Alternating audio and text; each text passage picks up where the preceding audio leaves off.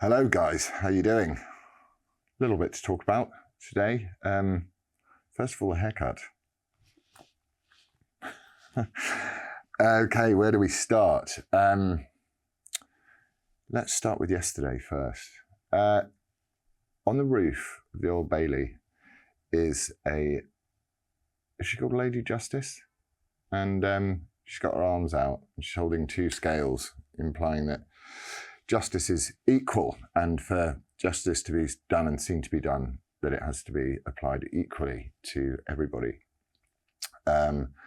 So yesterday, as I'm sure some of you know, morning, I got a loud knock at the door. I opened the door and 6 coppers came barging into my house quite aggressively to tell me that I was being charged, or no, I was not being charged, I was being arrested. I don't think I've been charged yet, or if I will, who knows. But I was being arrested for inciting people to commit criminal damage and other things like that, sort of pre-crime, do you know what I mean? Saying that I may even commit criminal damage, as after what I said on a podcast with Majid Nawaz. At this juncture, definitely like to say that's my view. It's not the policy of the Reclaim Party, it's just my view.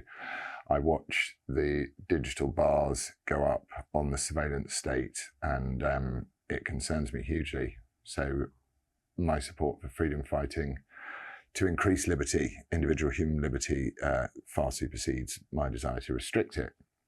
And I believe it's the state's job to protect our freedom, not take it away. And I think that's what the state are doing and have done repeatedly, and my frustration with them grows ever more every day. Anyway, in a sane world, a copper might have phoned up, seeing as I'm not, wielding machetes, for example. Perhaps what those 6 coppers could have been investigating, the machete-wielding London knife crime problem. Nevertheless, they're there. They were given a mission to do, which was to come and get me. In a sane world, I think they probably could have phoned up and said, "You've said these comments. We would like to interview you under caution." And I would have gone, "Sure, when do you want to see me?" And I would have gone down. But no, they needed to make a big fuss of it, which they did. I'm grateful my children weren't there, because that would have frightened them, and that was not right. So they took every single electronic device I have. Now that's fair enough if they're investigating a crime that's regarded to electronic devices, but as everyone knows, I say what I think online. So their evidence is social media posts, their evidence isn't contents of my personal electronic devices. But the bit that is a bit worse than that is they took my kids' phones and my kids' iPads. So regardless of what you think about what I said, whether you agree or disagree with me, I think to do that is a malevolence restricted solely to the political intimidation of somebody who stands against them.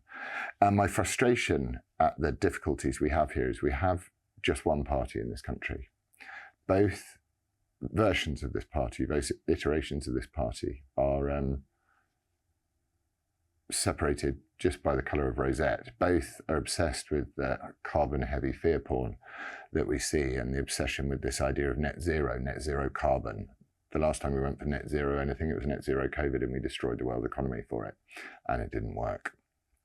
So the idea of dissenting views towards the weather, or the climate, as people call it, is completely not allowed. And we have being built around us a way of stopping us eventually moving, would be my guess. Eventually being able to do anything without being surveilled by the people we pay to protect our freedom. Now, if that's comfortable with you and you're okay with it, then fine. My view is that our mayor consulted on the benefits of the projects that he's got involved in. I'm not allowed to say any of those things as a result of my bail conditions. My restrictions on free speech there exist as well. But our mayor consulted on this stuff, and he then, when he was told it would make no difference whatsoever, he buried that and went ahead with it anyway. So if there is no, in a world where we're told to follow the science, or have been told to follow science for the last 3 years, it seems that when he was told the science wasn't worth following. He went ahead with it anyway. So to me, some of his schemes are just about money. And again, the restriction of fundamental human freedom, something I stand very much against. Taking it back to the two-party system or the one-party system, the problem is no one has an opportunity to vote against this. There is no mainstream political party that will be allowed to exist that says what we're doing in terms of net zero is going to destroy the lives of ourselves and of our children. You're going to have net zero happiness, net zero health, net zero jobs, net zero money, net zero heating, net zero food. That's what you're going to be left with, all because we've replaced the formal religion of this country, which was one of hope and optimism and love and required a higher authority, with a religion of our own, staring down at the ground, not looking up and dreaming of our place in the stars, as they said so brilliantly on Interstellar. So my frustration is born out of that. And my belief is that in this situation, we only have the movement of the masses against it, and we can see how unpopular some of these schemes are, and we can see what's happened. And my support for them, my support for freedom fighters, is absolute. On a side note, with this idea that justice is balanced, the exact same point was made by another man, Chris Packham, who said that if he would support acts of violence and destruction to save the climate. Now, he's totally entitled to that view, in my view, because that's his view. But where the problem lies is that when Chris Packham says it, nothing happens. And when I say it, 6 coppers come around my house. So I was then taken to Croydon Police Station, where I walked into Croydon Police Station as an alleged criminal.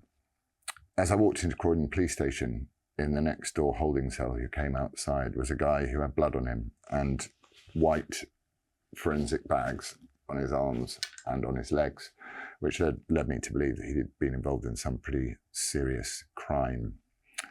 And I did think to myself, those 6 coppers might have been somewhere else than my house, and potentially crimes could have been solved. You never know. I'm just saying what went through my head. That and the fact that they've taken my kids' stuff. What have my kids got to do with this, other than to intimidate me and to upset them? I think that is, as I've said, I think it's malevolent beyond words. So anyway, after some enjoyable time in the cells, reading, I did say to them, can I take a book? And they went, yeah. And I'd nearly finished the Gulag Archipelago.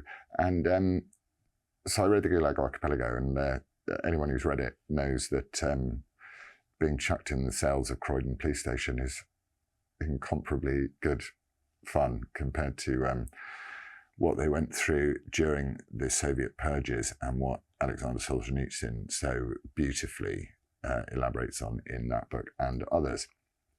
So anyway, I'm in there, get questioned, and I leave. And I got home late last night with no phone, with no nothing, no way of contacting my kids, telling them I was safe, no way of contacting my elderly dad and telling him I was safe. I did manage to get through to my dad in the end, because his number is one of the few I can remember. Oh, quick side note, by the way, guys. Anyone who is working in this field and who's worried about any of this stuff, clone everything. Make sure you've got 2 phones, clone each one, and make sure that wherever you have your clone computer and your clone phone is somewhere else, someone else's house, because they're going to take everything from you if you don't have the right views, everything. So I think my honest assessment of it, and again, I'm totally happy to take responsibility for what I said. My frustration at the system that is being built around us is extremely serious, and my concern about it is deeply held. But also, it's my view, in the same way as Jacob Rees-Mogg has a view about abortion, which isn't the view of the Conservative Party or the government at large. We're all entitled to a view. Let's not conflate what I think with what I represent, because it's just one voice. Now, let's move on to the joys of, so I'm bailed. I'll go back in 3 months. I don't know if I'm ever going to get my phone back. So, also in the absence of the fact that I no longer have a job with GB News, which I must be like Mystic Meg. I think I predicted that one coming. Again, actually, weirdly, while we're at it, with this idea of scales and balances, where's the opprobrium and the Ofcom regulation against those who call for acid attacks, which is actually direct physical violence against a person, or the wishing of death of a prime minister, or the highly racist comments made by television presenters and pundits on the BBC, saying we don't want Whitey dead. Yeah, we do. The terribly white balcony comments that went out throughout the coronation. It seems to me that there is an imbalance here. And I don't think that's healthy for democracy, generally. Because if one view and one side of the argument is so heavily policed and intimidated and politicised in the way that it is, then do you live in a free and open democracy? My response to that would be no. The behaviour of the police and what I believe was a politically motivated arrest because Sadiq Khan doesn't like what I've got to say, especially in calling him out on some of his schemes and scams, seems to be disproportionately leveraged in one direction. And if that doesn't bother you, fine. If it bothers you, then there we are. I think it's very frightening. I think we're going to see the beginning of more and more politically motivated arrests of dissident voices in this country, as well as the cancellation of dissident voices in this country from their employment, for reasons quite rightly so, in a way. But one of the lessons we learn here is I am a believer in humility and honesty. So I think that when you've done something wrong, one should own up and say, I'm sorry. And you should offer a heartfelt apology, whether you believe the point that you were expressing or not. There were ways of putting it, and certainly in my position, I should use those ways. And I made that heartfelt apology. I made it openly and honestly, and it was not received. So in this new religion of climate terror and child mutilation and the hatred of certain groups of mostly men, actually, in society, and particularly heterosexual men, and particularly white heterosexual men in society, we're in a lot of trouble. So GB News, the home of free speech. Now, of course, free speech has consequences. It's the great argument that you can't have free speech without consequences, and I think that's absolutely right. I am living proof of the consequences of free speech. But it seems to be silly to use as your USP to advertise yourself as the home of free speech with this very tight set of moral values, some of which I think, as others have alluded to and are not hard to find if you're willing to look on the internet, don't apply, again, universally to those within the organisation that I formerly worked for.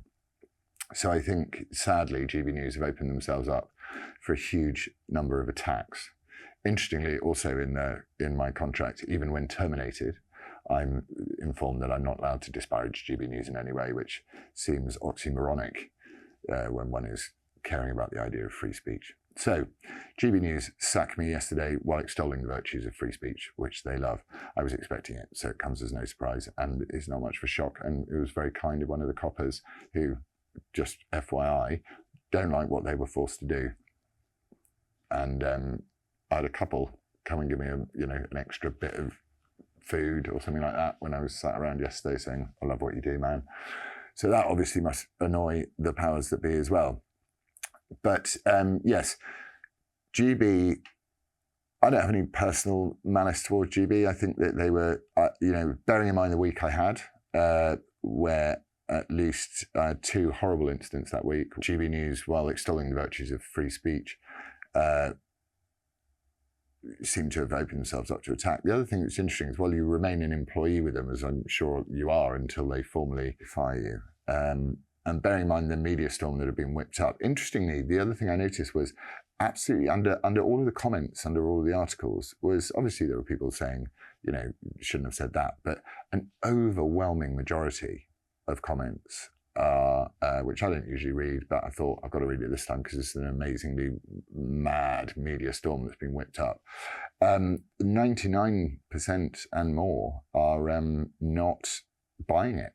They say this is not, what was so bad about that? I've heard it on a million other media channels anyway. But the media storm was whipped up, and I don't know, I've been in a couple of media storms in my life. They're very, very unpleasant, and I wouldn't recommend them to anybody. Certainly people with, who, as I've already said, I don't feel particularly safe in this country as it is, with some of the stuff that goes on. So in that week, not one member of GB News contacted me at all to, say, are you okay? How's it going? This bearing in mind that as I was walking near my one of my family members' house, this guy came up and said, "Hey, Laurence," in a sort of very nice and upbeat way. And I turned around and he went, "You're right," and spat it in my face. And then he looked at me and he sneered and he went, "Free speech, innit?"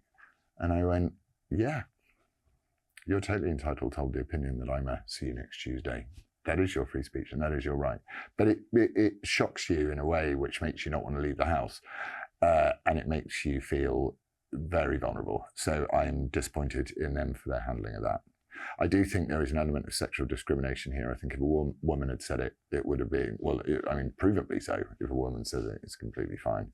Women can say dreadful, awful things about men, including not wanting to shag them repeatedly over and over and over again. And there's no sanction. And, again, the situation of male suicide and male mental health, of which I can tell you I'm really suffering with at the moment, is put down. And just in regards to GB News, I don't think they've done themselves any favours, because it seems like a mob can get them to cancel people. Now, I can totally understand the human desire to try and feed that mob and get that mob to calm down, but I think GB would be wise to know that that mob and Ofcom above it and most institutions in this country captured want GB News dead. So, appeasing the crocodile in the hope that it eats you last is not going to be the best thing to do.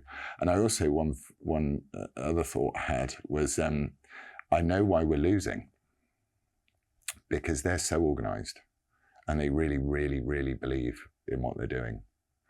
And they're so well organised that they can put these mobs together so brilliantly. And I'll tell you why we're losing.